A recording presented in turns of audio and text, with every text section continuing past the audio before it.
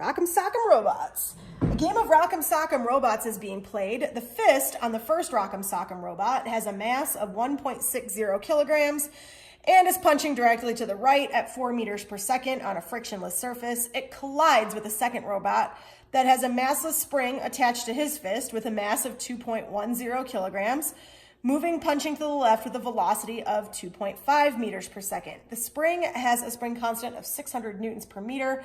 Part 1, determine the velocity of fist 2 at the instant when fist 1 is moving to the right with a velocity of 3 meters per second. So we've got Rock'em Sock'em fist 1.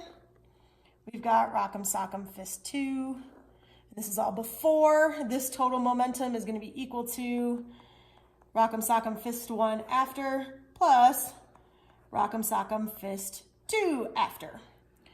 So fist 1 has a mass of 1.6 kilograms and it is moving to the right, so we're going to leave that as a positive. So Rock'em Sock'em fist number 2 has a mass of 2.10 kilograms and is moving at a velocity of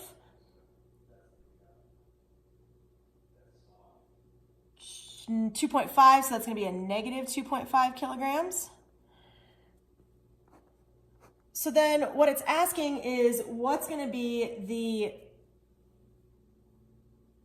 velocity of this second fist when this first fist is moving to the right with a velocity of 3.0 meters per second. So there's a little change in velocity here, a little change in momentum. Mass is going to be the same, 1.6 kilograms. And fist 2 over here, mass is going to be 2.10 kilograms. So all we got to do is set up a change in momentum problem. So we get, lost my calculator. Yeah, see that? Oops. 1.6 times 4 is going to be equal to 6.4 for that initial momentum of the first fist. 2.1 times a negative 2.5 is going to be a negative 5.25. Then fist number 1 on the after side is going to be 1.6 times 3. So that gives us 4.8. And then 2.10, and we're looking for that second velocity, so that becomes our x value. So we get 6.4 minus 5.25. That gives us 1.15 is equal to 4.8 plus 2.10x. And this is already working out really nicely because we can see this negative number because this is should be a negative value when we're done with it. We're going to subtract 4.8 from both sides. So it's a good little check. You can see, should this be negative? Yes, it should. And then when all of a sudden you start moving your numbers and you can see you got a larger number on the right-hand side, you know you're in good shape. Negative 3.65 is equal to 2.10x. We're going to divide both sides by 2.10. 2.10. And we get a velocity of that second fist of somewhere around negative 1.74 meters per second. Done. Okay, so now it says find the compression length of the spring. So this is where things get a little bit tricky.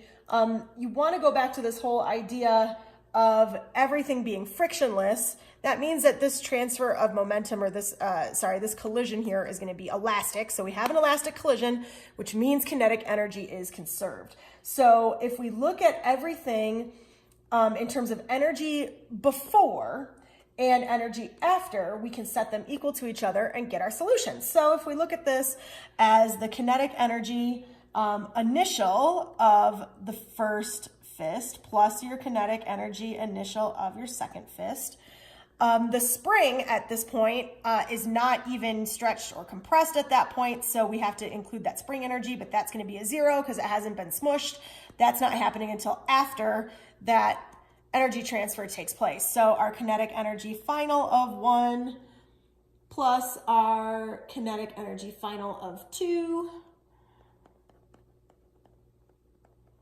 plus our elastic potential energy of the spring is going to give us our values to help us collect or determine what that compression length is on the spring, because we have a spring constant.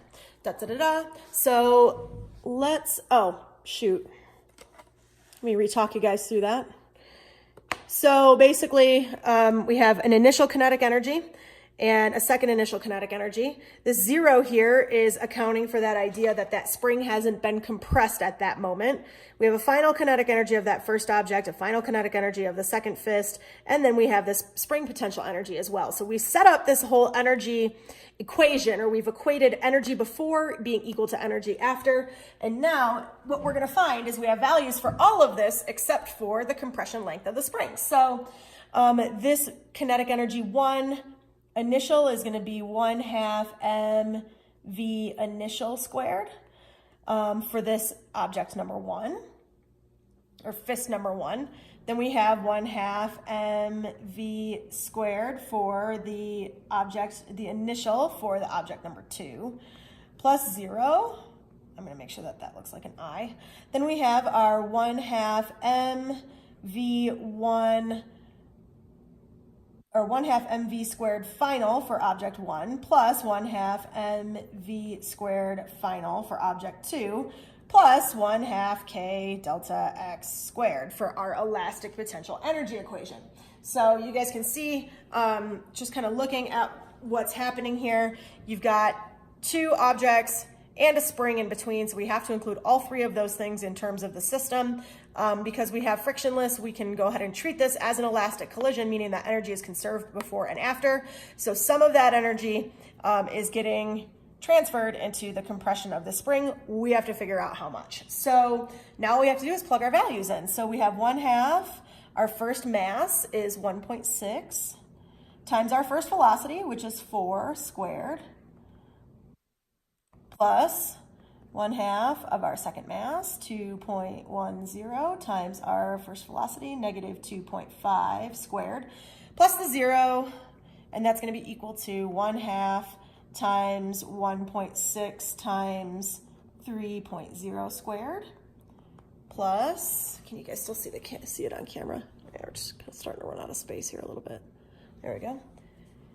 Plus 1/2 times our mass, 2.10, times our final velocity, which is negative 1.74 squared, plus 1/2 times our k value, which is 600, times x squared. So now all we have to do is solve for this guy here. So once we get these values hammered out, let's go with 4. We have 0.5 times 1.6 times 4 squared.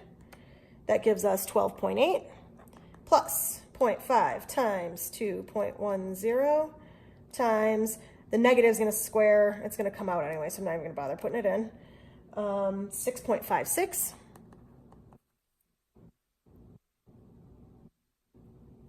plus 0 is equal to 0.5 times 1.6 times 3 squared is 7.2, plus 0.5 times 2.1 times 1.74 squared is 3.17, plus 1/2 times 600x squared gives us 300x squared, right? So, as I'm gradually writing off the page here. All right, so let's just combine all this up together. We get 12.8 plus 6.56. That gives us 19.36 is equal to 7.2 plus 3.17 is 10.37 plus 300x squared. Let's subtract 10.37 from both sides. 19.36 minus 10.37 gives us 8.99 is equal to 300x squared. We've got to get x by itself, so we're going to divide by 300. And take the square root, so divided by 300, and take the square root of the answer, and that gives us 0.173 meters. Bam. Compression of the spring, 0.173 meters. Not bad.